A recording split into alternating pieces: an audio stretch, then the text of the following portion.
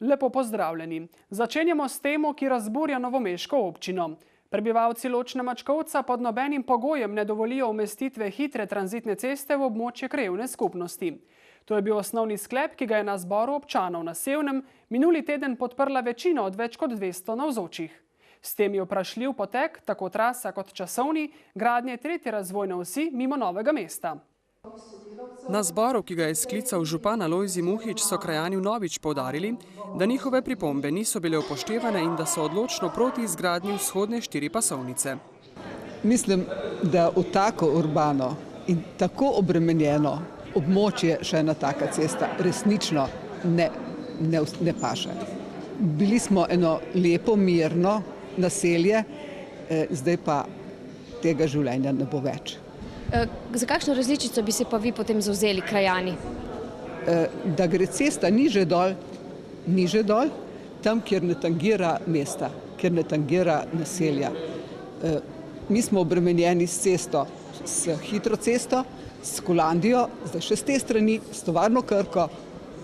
Ljudje, to pa res ni za tako naselje. Mi smo vsi proti, tako smo glasovali, da se to nekam drugam usmerje ta povezava za tretjo tole proti Metliki pa to.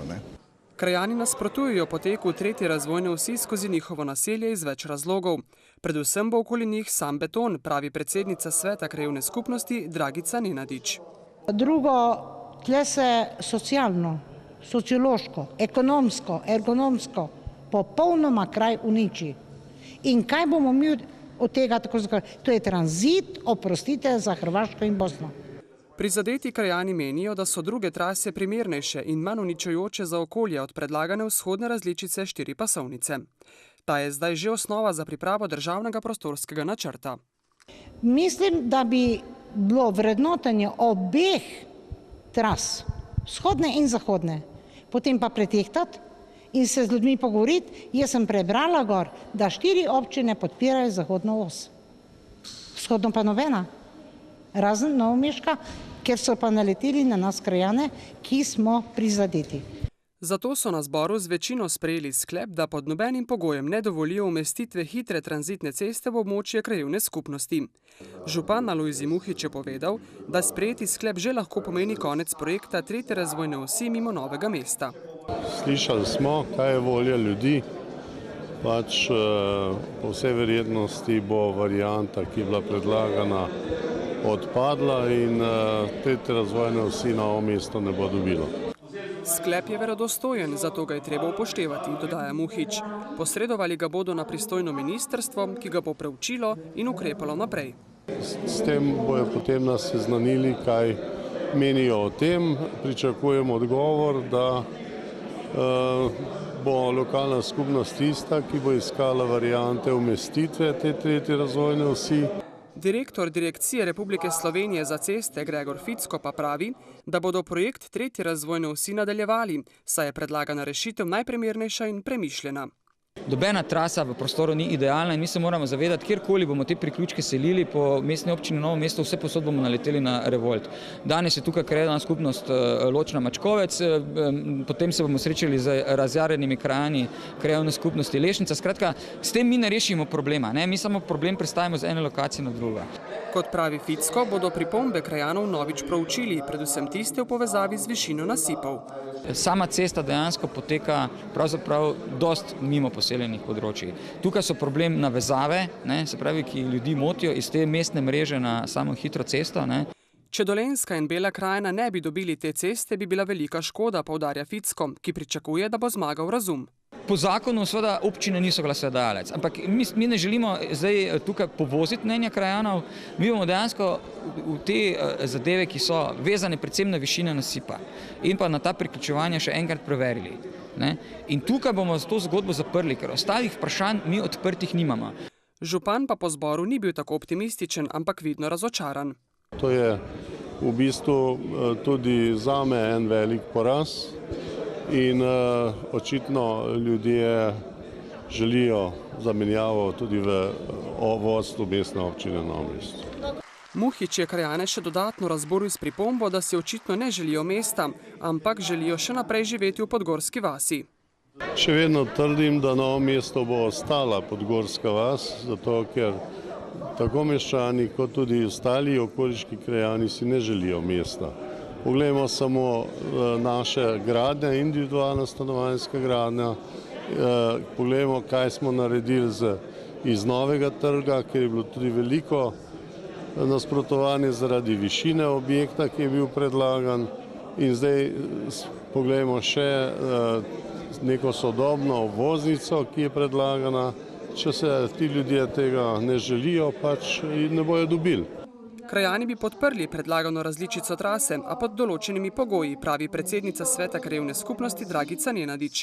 Predvsem, če bi uredili ustrezne protihrupne ograje in jim zagotovili: ekonomsko ne boste utrpeli, ker vam bomo, ne vem, nekaj vrnili in podobno. Ne vem kaj. Drugo, od tega boste imeli gospodarski efekt. Ne mi ga povejo. Kakšen gospodarski efekt?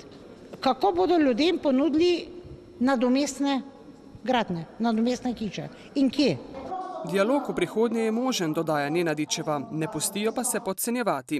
Doslej namreč, kot poudarja, niso dobivali odgovorov na svoje vprašanja in pripombe. Zdaj pa v Brežice, kjer so pred dnevi položili temeljni kamen za nov dom starejših občanov, s čimer se je začela tudi gradnja stavbe. Naložba je vredna dobrih 6 milijonov evrov, izgradnjo pa bo financiralo brežiško podjetje Prodoma. Dom upokojencev Brežice, ki deluje kot enota Dom upokojencev in oskrbovancev Impolca, so zgradili pred 33 leti. Trenutno je dom Brežice poln. Mi se vsakodnevno srečujemo z težavami pokrivanja potreb lokalnega okolja. Seveda v zadnjem obdobju je tudi z bolnišnično oskrbo so se te naše potrebe nekoliko umilile, pa kljub temu vsakič znova, ko začutimo potrebo iz okolja, smo v veliki stiski, kako pravzaprav pomagati ljudem.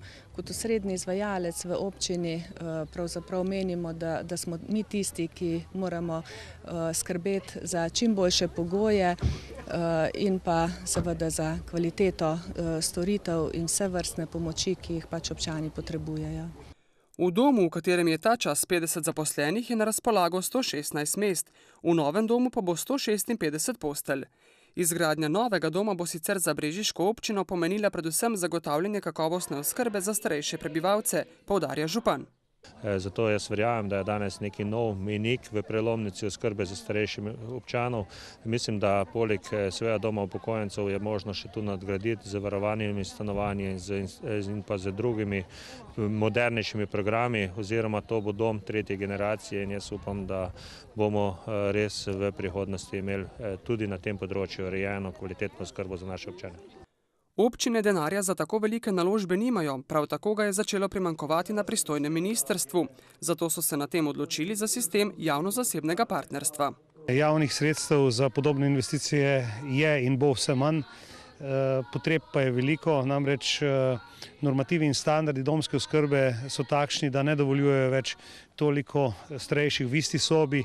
Kar nekaj domov po Sloveniji je takšnih, kjer to še vedno je, zato bo potrebno zagotoviti nova investicijska sredstva in tu smo poiskali možnost javno-zasebnega partnerstva. To je en prvih primerov, ko zasebni investitor gradi v okviru obstoječega javnega zavoda in s tem seveda izboljšuje tako pogoje bivanja kot delovne pogoje zaposlenim. Hkrati bomo pridobili tudi nekaj novih postelj, saj gre za preko 100 sob z okoli 150 ležišči. To pomembno prispeva tudi kreiranje novih delovnih mest, saj vemo, da približno na 2 oskrbovanca je en zaposlen. Torej Brežice s tem dobivajo in ta del Slovenije s tem dobiva nov sodoben dom starejših. Na ministrstvu si sicer želijo še več podobnih sodelovanj z zasebnim kapitalom. Da, ministrstvo pripravlja nabor prepotrebnih investicij po Sloveniji, kjer bomo na podoben način seveda tudi drugod zagotovili boljše bivalne in delovne pogoje. Novi dom bo stal v neposredni bližini starega in bo vključeval 5 nadstropij. Zgradilo ga bo podjetje Granit iz Slovenske Bistrice. Dom upokojencev je objekt velik 5995 kvadratov. Zgrajen bo v roku 12 mesecev in ima kapaciteto 117 sob oziroma 156 ležišč in vso ostalo infrastrukturo, katera je potrebna za to institucionalno varstvo, po mojem mnenju, za naslednja obdobja 30, 40, 50 let. Dom bodo sicer zgradili v sklopu centra starejših, ki bo vključeval še oskrbovana stanovanja. Celoten center naj bi stal do junija prihodnje leto. Pričakujemo, da bomo nekako v drugi polovici tega leta začeli tudi z izgradnjo prvega sklopa stanovanj, 12 stanovanj. Te stanovanja bodo ponujena v komercialno prodajo zainteresiranim občanom. Po izgradnji novega naj bi zdajšnji dom starejših prešel v last občine Brežice. V njem naj bi svoje mesto našla varstveno-delovni center in bivalna enota, del pa naj bi dobila društva. Zelo neugodna gibanja na trgu dela, ki smo jim bili priča v zadnjih 3 letih, se nadaljujejo, ugotavljajo v novomeški območni enoti Zavoda za zaposlovanje.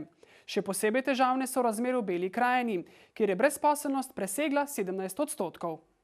Sicer pa v zadnjih mesecih beležijo večji priliv brezposelnih v celotni dolenjsko-belokranjski regiji. Dejstvo pa je, da smo v zadnjih 2 mesecih ponovno beležili močnejše prilive na račun delavcev, ki so prihajali iz Revoza. Zdaj v maju mesecu prihajajo iz Revoza in pa v aprilu so prihajali iz bivšega Novolesa. Samo na drugi strani pa tudi beležimo ponudbo dela. Tako da, ker gledamo primerjalne podatke na obdobje leta 2010, 2012, 2011, vidimo, da tudi potrebe so v porastu glede na isto obdobje lanskega leta. Vendar je na drugi strani seveda ta priliv toliko močan, da nekako ta obseg potreb in število zaposlitev nekako se izničijo v primerjavi s preteklim letom. Vendar Smrdu ocenjuje, da se do konca letošnjega leta brezposelnost v regiji ne bo bistveno povečevala oziroma bo ostala v tem obsegu. Bela krajina mislim, da je tudi podobno kot velja pravila za regijo. Edino, kar je dejstvo, je to, da Bela krajina že v preteklosti, letos pa še bolj, presega to republiško stopnjo brezposelnosti. Republiška stopnja je 12,4, konkretno tu v normalskem območju je preko 17, na območju Metlike je okoli 16, se pravi, da pomembno dvigujejo stopnjo brezposelnosti v našem območju, ker novomeško in pa trebanjsko območje sta pod republiškim povprečjem. Dejstvo pa je tudi, da ponudbe dela v Beli krajini skoraj da ni. Moramo reči, da je ta ponudba skromna. Je dnevna, ne moramo izpostaviti kakšnega večjega zaposlovalca. In to je, da so ponudbe v glavnem času za določen čas in za nekako ugotavljamo, da iščejo predvsem kader za enostavnejša dela. Da bi brezposelne na območju Pokolpja vzpodbudili k samostojnejšemu in učinkovitejšemu nastopu na trgu dela, so lani začeli 4 milijone evrov vreden program Pokolpje dejavno in aktivno, ki ga sofinancira Evropska unija. Glavni cilj je, tako kot smo že večkrat povedali, to usposabljanje brezposelnih oseb, aktivacija neaktivnega prebivalstva in pa nekako proaktivna vloga zavoda na trgu dela, to se pravi približati se delodajalcem, inštitucijam, ki so relevantne v lokalnem okolju, skratka povezati ta krog, ki do zdaj še ni bil sklenjen. V usposabljanje in izobraževanje naj bi na območju Pokolpja vključili 1200 brezposelnih in vsaj 300 med njimi naj bi v roku 1 leta po končanem projektu dobilo zaposlitev, pravi Kukičeva. Ena od glavnih, tudi pomenih nalog je, da ljudje ne obsedijo doma. In tukaj na tem segmentu tudi zavod skuša odigrati to vlogo animatorja in spodbujevalca, da ljudje razmišljajo kako svoj osebni problem reševati. Seveda, toliko lepše je, če lahko tudi zavod kot tak za svojo aktivnostjo odpre vrata pri zaposlitvah. Žal je temu tako, da vse zaposlitve ne morejo biti doma in pred pragom. Treba bo zmeraj gledati v širšem smislu ali slovenski prostor ali celo preko Slovenije. Res je sicer, da so regije, ki imajo neposredne mejne stike z evropskimi državami v prednosti in je tam mobilnost večja. Vendar tudi brezposelni v Beli krajini ne smejo obsedeti doma, pravi Smrdu. Tako je javne in zasebne delodajalce, zbrane na srečanju v Črnomlju, pozval k pravočasnim prijavam na različne razpise in k pravočasnemu razmišljanju o ustreznih kadrih, saj smo v celoti dolenjsko-belokranjski regiji priča strukturni brezposelnosti. Medtem, ko je družboslovcev preveč, so iskani predvsem gradbinci, vozniki in gostinci. Na Zavodu za zaposlovanje pa bodo v tem letu posebno skrb namenili dvema ciljnima skupinama: mladim, iskalcem prve zaposlitve in prejemnikom denarne pomoči. Zdaj v tej, finančni krizi in izpostavljanju socialnih transferov, bo ta skupina prejemnikov denarnih nadomestil precej na udaru v smislu intenzivnejšega usmerjanja v zaposlitev. Delodajalci, izbrani na srečanju v Črnomlju, so prisluhnili tudi dobrim praksam prenosa znanja in izkušenj med generacijami na področju dela. V Mariborskem centru za razvoj človeških virov so raziskali, kako se pri nas prenaša znanje med generacijami in ugotovili, da smo v zaostanku v primerjavi z drugimi evropskimi državami. Najbolj razširjen je koncept mentorskih shem. Zelo dobro se je predvsem v skandinavskih državah obnesel koncept krožnega zaposlovanja, ki pri nas v Sloveniji še ni zaživel, ravno zaradi tega, ker nimamo sistemske ureditve, kako bi ta sistem deloval. Zelo dobra podjetja se tudi zavedajo, da je zelo pomembno pridobiti in še bolj pomembno obdržati talente, dobre kadre v podjetju, in pa tudi zaostajamo na področju porožne varnosti, kar pomeni fleksibilen način odpuščanja in pa zaposlovanja delavcev, ki iščejo zaposlitev na trgu dela. V Beli krajini pa le ni vse tako črnogledo, vsaj kar zadeva razvoj. Tako v semiški občini, kljub temu, da sta dva projekta ta čas že v fazi izvajanja, ne stojijo križem rok. Tokrat so se lotili urejanja parkirišč in avtobusnega postajališča pri gasilskem domu in v ulici Sela pri pokopališču Sveti Duh. Že lanskega junija so oddali vlogo na javni razpis v sklopu projekta Evropa investira v podeželje. Zdaj pa se dela tudi dejansko začenjajo. Izbrani izvajalec je novomeško podjetje Malkom. Vsak projekt je za občino Semič izrednega pomena. To je že 12. projekt, ki ga je občina Semič pridobila iz evropskih sredstev in ga tudi bo vodila kot nosilni projekt. Vsaka stvar je velik doprinos in ta projekt bo prinesel občini dodatnih 163 parkirnih mest, novo avtobusno postajališče, urejenost, lep, atraktiven izgled samega centra Semiča, tako da mislimo, da bomo kar dodali en pomemben kamenček mozaiku izgleda samega Semiča. Gre za izgradnjo dveh parkirišč na lokaciji pri gasilskem domu v Semiču in pa pri cerkvici Svetega Duha. Poleg se izvaja še avtobusno postajališče, kompletno z vsemi pripojočimi infrastrukturami, se pravi odvodnjavanjem in pa prestavitvami obstoječih vodov. In za kako zahteven projekt pravzaprav gre? Gradnja ni posebej zahtevna, je pa predvidevamo pa, da bo zaradi samega terena zahteven izkop oziroma v 5. kategoriji. Kot vedno pa je zelo pomemben vidik takšnih naložb tudi finančni. Pridobili smo sredstva Evropskega sklada za razvoj podeželja, kar 85% upravičenih stroškov bodo financirali, nam bodo pomagali, tako da je potem sama izvedba lažja.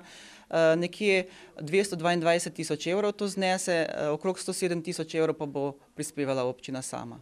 So pa nova parkirišča za Semič vitalnega pomena, saj se je ob večjih prireditvah stalno kazala potreba po ureditvi tega vprašanja. Parkirišča Semič nujno potrebuje, kajti sedaj urejenih parkirišč nimamo in ko se v samem Semiču izvaja kakšna večja prireditev, potem je težko najti parkirno mesto in če vemo, da imamo sodoben kulturni center, ki je tudi regionalnega pomena, tudi pomemben za celotno Belo krajino, potem je velikokrat teh parkirnih mest premalo in to parkirno mesto pri gasilskem domu bo služilo tudi kot parkirišče ob prireditvah. Sicer pa so v Semiču v zadnjem desetletju zelo dejavni. Uspešno so namreč izvedli že 11 projektov, ta je 12. na seznamu. No, najbolj seveda smo ponosni na izgradnjo kulturnega centra z ureditvijo dostopa. potem izgradnja odprtega širokopasovnega omrežja elektronskih komunikacij.